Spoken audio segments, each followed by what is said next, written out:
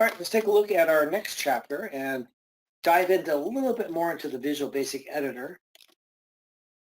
So I want to talk a little bit what the Visual Basic Editor is for, how you would use it, and how you open it up and that kind of stuff.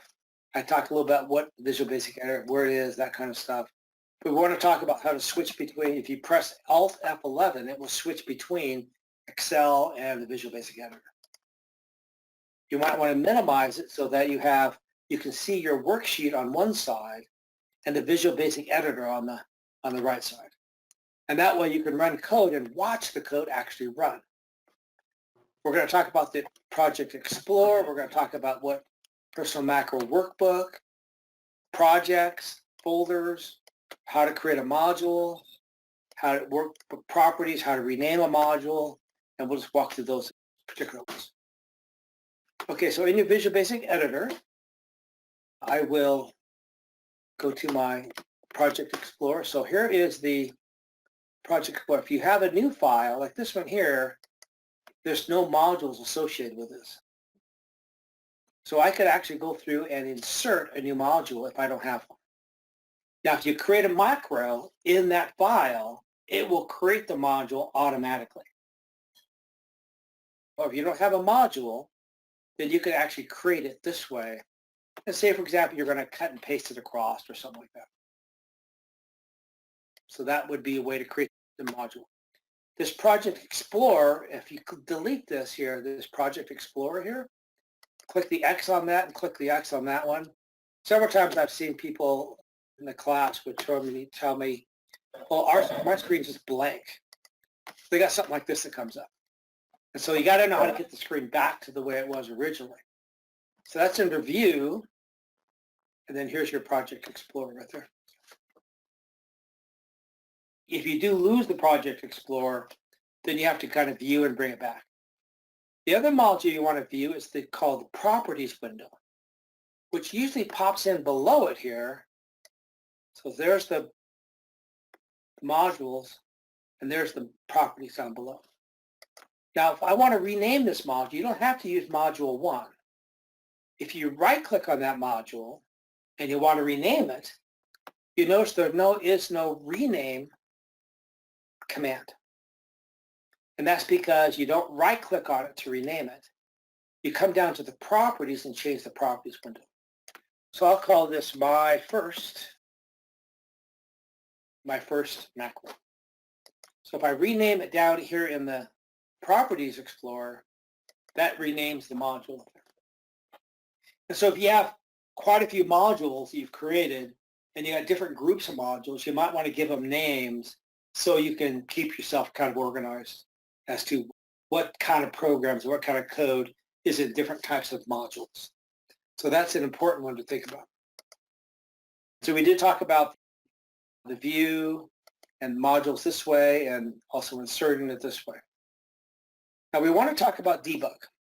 Let's come down to our personal macro workbook and let's look for our file where it talks about here's your zoom, your address background, okay?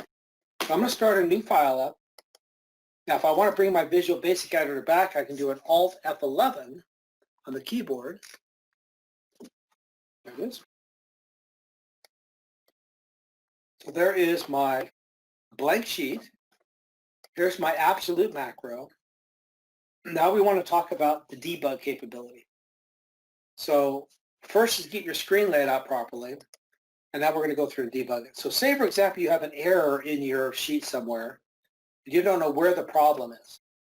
So you can simply open up a blank workbook, open up your Visual Basic and kind of push it off to the right over here. Click right on that subroutine, and we can simply go to Debug and choose this option called Step Into. And you see there's a keyboard command called F8 that you can run. So instead of clicking the option each time, you can click on it like that and then press the F8 key on the keyboard. So now the first command is going to go to A1, with A1. Then it's going to put in Jeff Hutch in that cell. Then it's going to go to A2. and then it's going to put in the street. It's going to go A3, and then it's going to go to A4, and now it's going to run my message box. There's my message box. So I can walk through that. Now you got to make sure you're completely out of it here. I'm still inside the debug feature.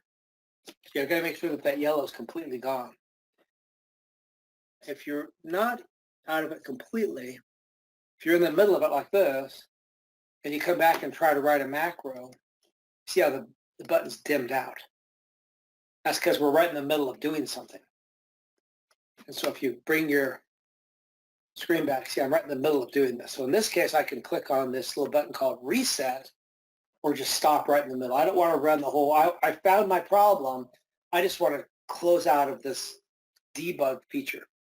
So you hit reset, and it just stops at that point. Now, if you want to run this without the debug, you just hit the run button here, and it just runs the entire macro. It runs it all the way through.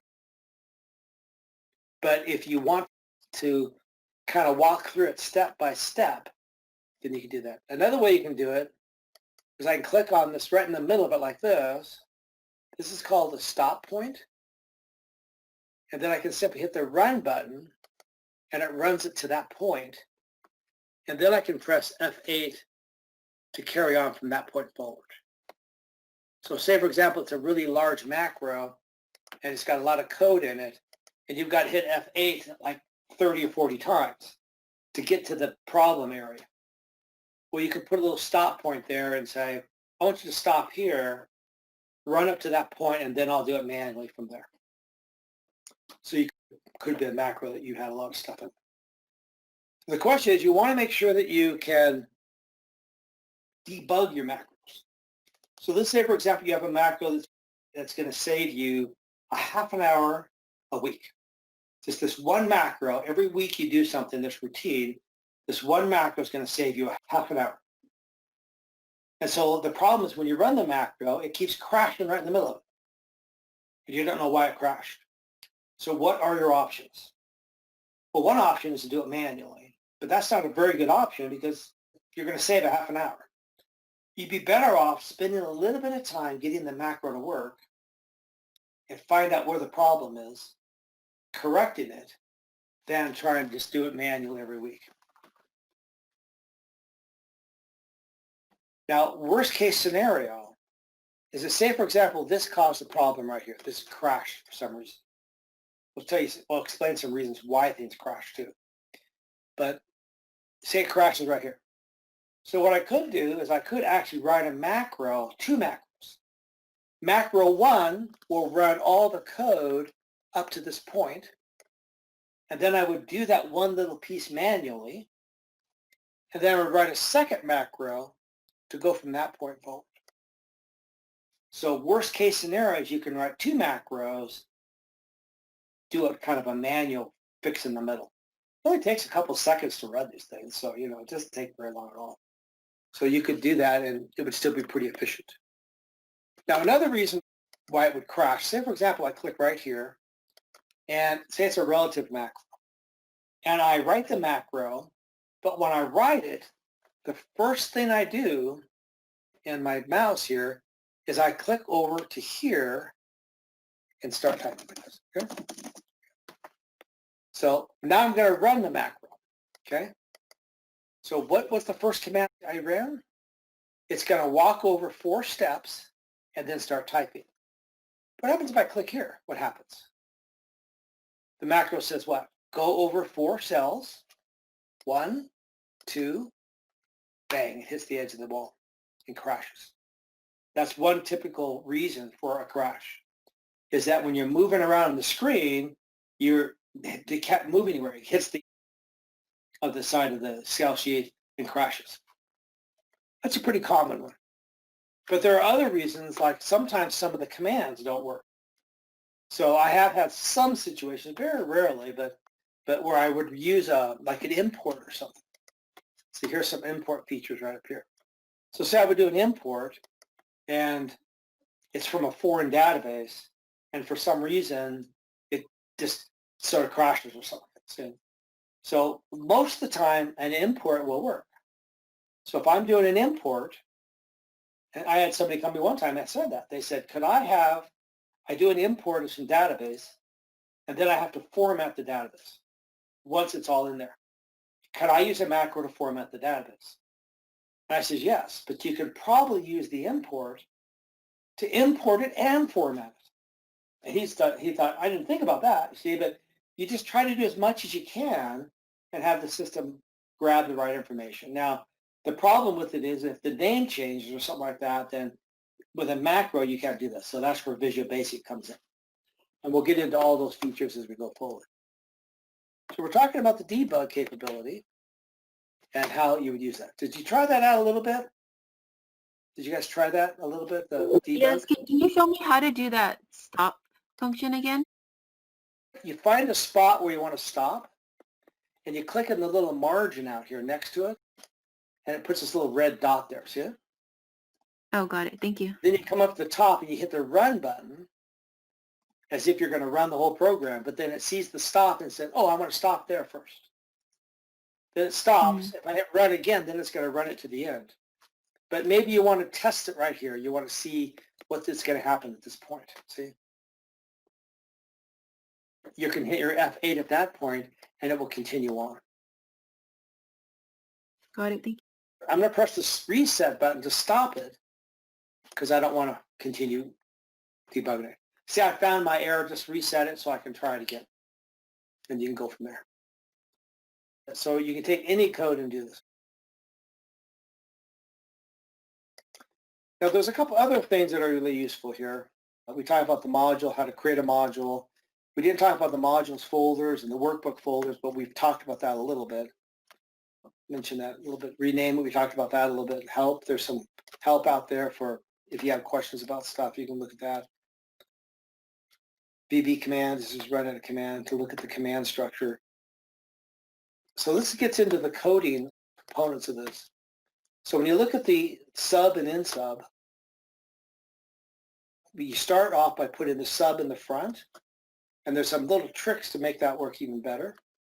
You can put in a single quote or the word rem to put a comment in there. So if you're going to change some code, I would put a little tilde or a comment in there in order to change that code. So this is the basic structure of it. You have the first command is an object dot property. Then you put the method out there. And then after that, you can put in arguments and things like that. So the object is the first command structure. The property is what you're going to do with that command structure. Then the method, it adds additional functionality out. So let's take a look at some of those pieces. So in this one here, there's your object there, and there's your object method, and there's your property right there. Now this one here happens to be the object is this one here. There's the property, and there's the method. This is actually not really the method. This is more of a parameter or an argument. It's kind of different in some cases, but the basic structure is there, is my point. You have to start off with some sort of object at some point, and then you have to specify that property. So for example, if you're going to do a format command, you're going to format it. Let's go do a format command. I'll just type it in here so you can see what I'm talking about here. So the object could be a specific location. So I can simply say range, double quote, A1, typical command that we've been using. A1, that's the object. And you press the dot, and this little IntelliSense pops up. So if I want to do a format type thing, it would be a font. So I type the letter F for font, F-O, and then there's the font command right there. Double click on that, and then it says dot, and then you can put in some sort of parameter for this. So if I put the word color, this color right there, then the color is going to be equal to, then you specify the color that you want. There are a bunch of commands out there called RGB. Now, if I want to get up this so-called IntelliSense feature, you can hold the Control spacebar to get possible options. related to the RGB. Sometimes it pops up automatically like this, but if it doesn't, you do a control space bar, and then you can look and see. So I'll type in RGB. Then it gives me all the RGB commands. So there's an RGB aqua, there's an RGB black, there's an RGB blue, RGB brown. There's all sorts of different RGB colors in here. As you can see, a lot of dark ones, fuchsia, there's gold, there's gray, do a gold. Okay, so if I double click on that, then that puts the font color equals RGB gold. So here's your object, here's your property, and here's your method. Then here's the argument right there. See? So that's kind of the structure of code, basically, is to format that way. So I'll take this code, and I'll simply copy it. I'll put it at the very end down here, after my message box, so that we can watch A1 get formatted a certain color. So that's the structure of the code. Let me just open up Excel. Start a new blank file. I will run the code here, so I'll click in here. I'll get rid of this. I'll just comment it out there like that. So because I put it at the bottom down here. So I'm going to run my code, my debugger. There's my A1. It's Jeff. And then it comes up with my message box. Now after the message box, it's going to format it. And there's my, now I'm going to format it right now.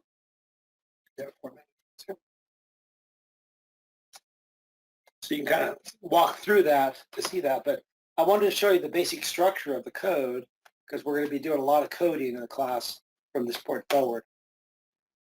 So we'll move on from there. So that is a little bit about the database structure of the object methods. Okay. Now getting into the debug a little bit more, we talked about the debug toolbar a little bit. We didn't talk about, but it's up there. The debug step into, we talked about the reset and the run. Those are the three that we talked about. Okay. Now there are some debugging windows, one called locals window and one called the immediate window. And there's an option explicit we want to talk about. So let's talk about these right now, okay? Let's come back over to Sheet, and we'll open up our Visual Basic Editor.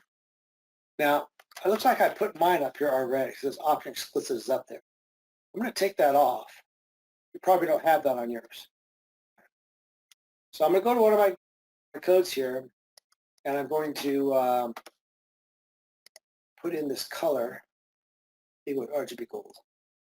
Okay, so here's my format here. I'm going to actually comment all these out because all I want to do is just format that, just show that format code.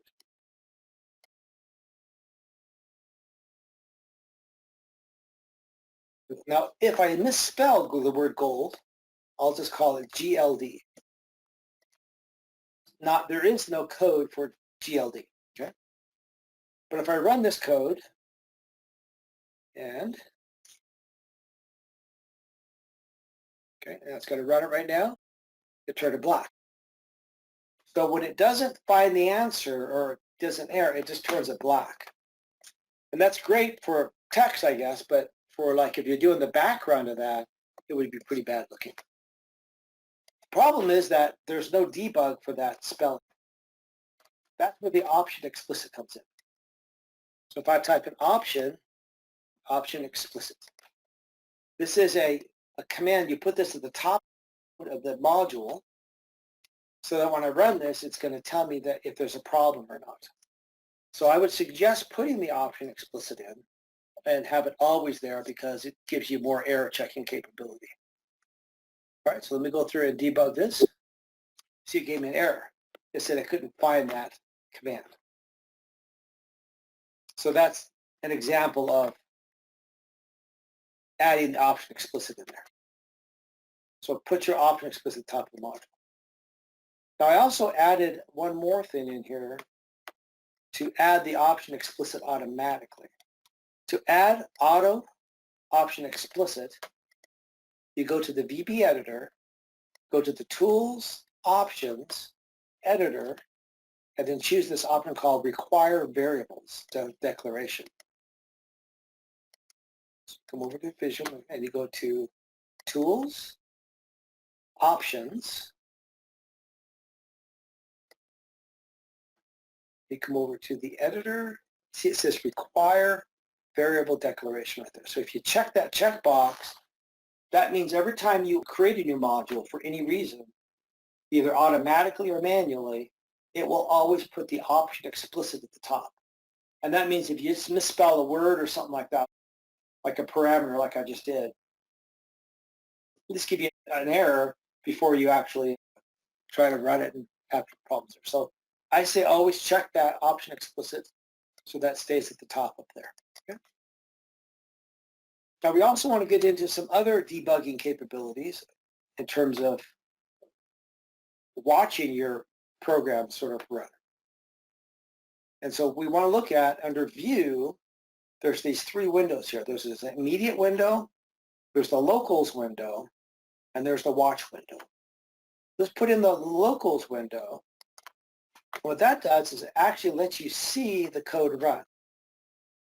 Now let me jump over to the book and show you some code that we can put in here for option explicit. So here's some option explicit here. And this here shows me, it says sub explicit. And I'm saying range, here's range font color equals RGB DRK. There is no DRK. It's DARK. And so this will give you the error message and tell you that that's a problem. We just went through that. Let me see what else I can find in here. There was another option. This one here might work. This is called a variable declaration. Now you can put in one of these variables in here. We'll just go ahead and create one, I guess. I'll just make one up. We have it here. Here's your immediate window. Here's your local one. So let's try this here. So this is called a reset, and you have to do what's called a variable declaration. We'll get into variables a little bit, but I'm just trying to show you what the capabilities of the Visual Basic Editor is. So here I have its dimension of I equals integer, and this is a for loop that's going to loop through this, and it's going to go from 1 to 2 to 3 to 4 to 5 to 6 to 10. The locals window will allow you to actually see that information. Okay, so if I come over to my Visual Basic Editor and I create a module in here, and I create this called a sub. Now the other way to do this, if you click sub and you type in the reset, I'll put in maybe 3 because I think I have a reset out there. If you just type in the word sub reset like this and hit the enter key, then it actually creates the end module for you. It puts the parentheses in there automatically. So you just type in the sub and then the word and hit enter, and it will put those parentheses in there. Then we're going to type in the code here. This is going to be a dimension, or actually dimension or size in it basically, or defining the variable size. It's going to be I as integer. And then we're going to put in for loop, I equals 1 to 10. And then we're going to say next, and then we have our end sub. So it's a very simple little code. All it's going to do is it's going to go through and loop through this 1 through 10, and you can see it in the locals window. So if I run this, see, if you see on the bottom where it says I is equal to 0,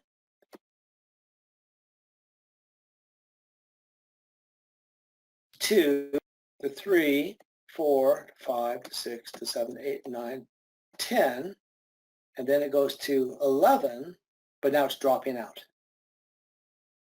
So the idea of the locals window is so you can see things happening in the code. As you're sort of a debug mode, you want to watch to see what numbers it creates that it's producing the proper answers.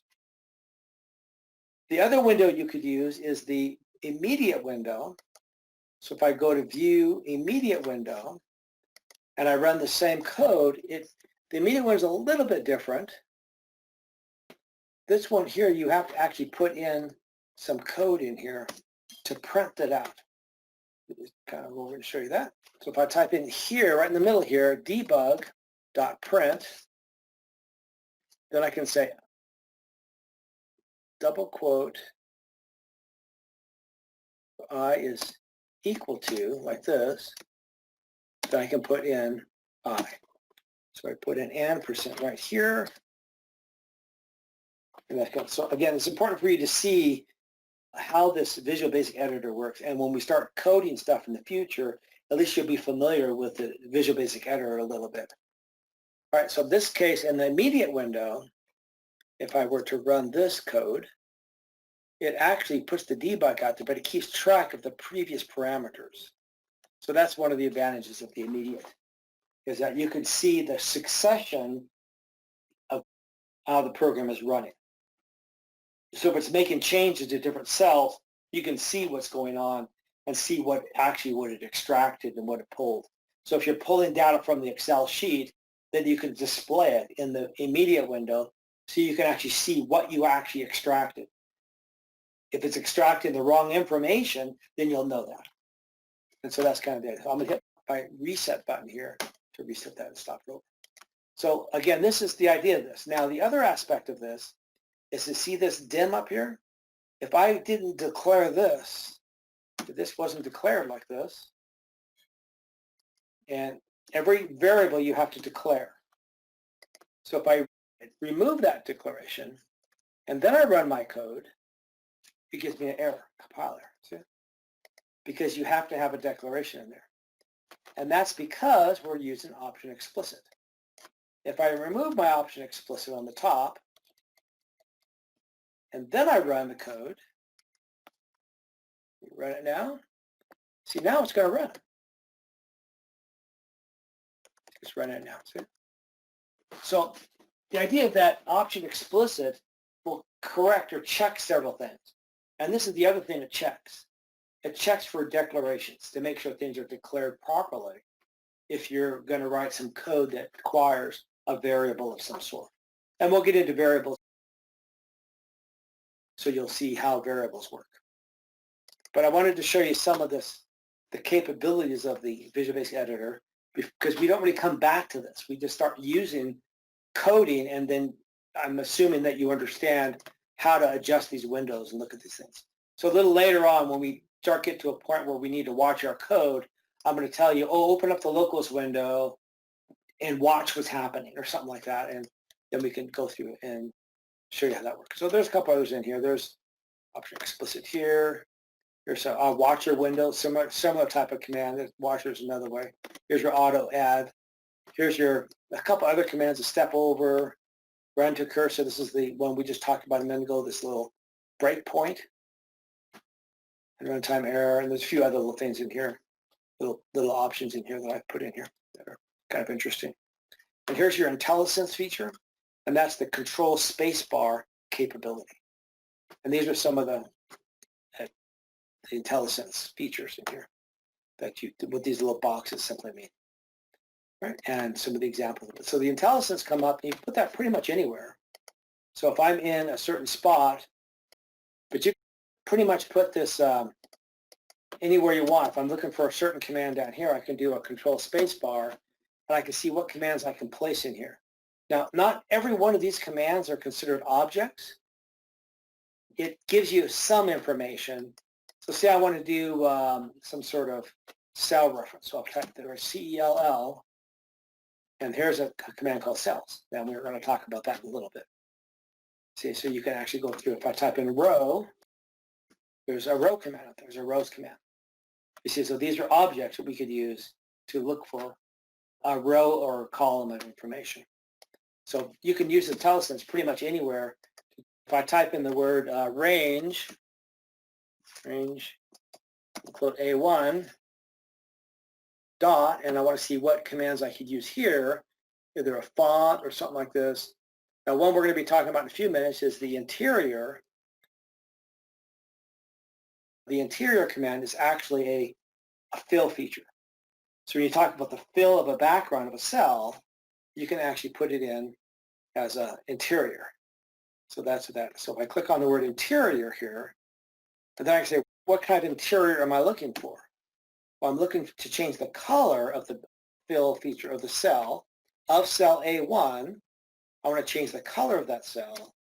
I'm going to say equals, and I can put RGB here, and I can put in my control space bar, and I can choose a color that I want to put it as. Again, if I spell it wrong and I've got my option explicit, it will tell me that.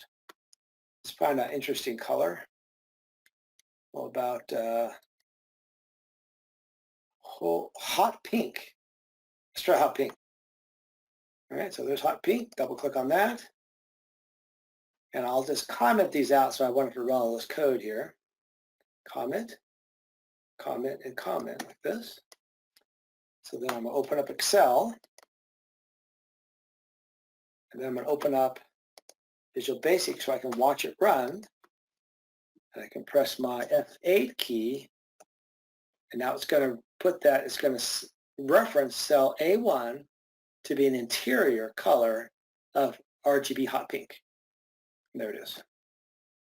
See, so interior is basically your fill feature, or to fill the background of your areas. If I wanted to, I can say A1 colon A3,